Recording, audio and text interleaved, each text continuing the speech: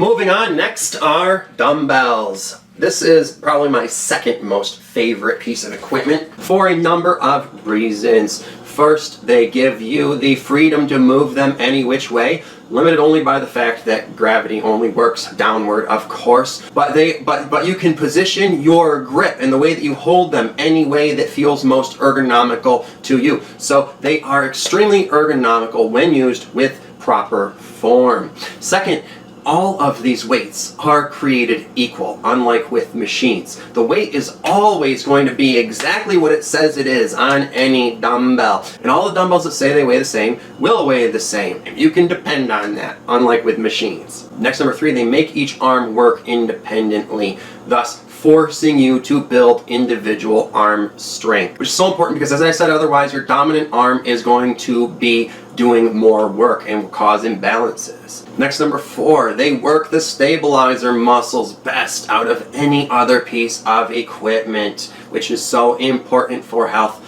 and anything else you want to be building muscle for. And lastly, they are optimal for the 10 to 20 rep range, which is such a great rep range for general all-purpose hypertrophy. But they do have a few cons. First, like with a barbell, you are only going against gravity here. So anytime you are not going up and down, you're not getting the full resistance of the load. So curved motions have a limited or suboptimal resistance curve. You're only getting the full load midway through and are getting nothing at the top and bottom. Next, number 2, most people do not know how to use proper form with free weights, and thus they do use them in ways that are not ergonomical and can pose an injury risk, or at the very least are not optimal for hypertrophy.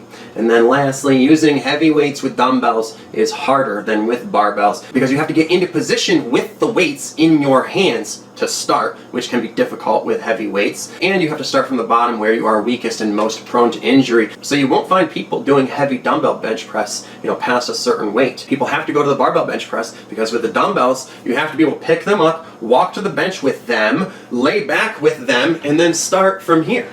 Whereas with a barbell bench press, you just load up the weight on the bar, lay down, and it's already right there for you. All you have to do is re-rack it, and then when you go down to the point where you feel like you're starting to get weaker, because as I said, when you stretch yourself out, you get weaker and more vulnerable, you can just stop there. That's why, like I said, a lot of people doing heavy barbell bench press don't go down all the way.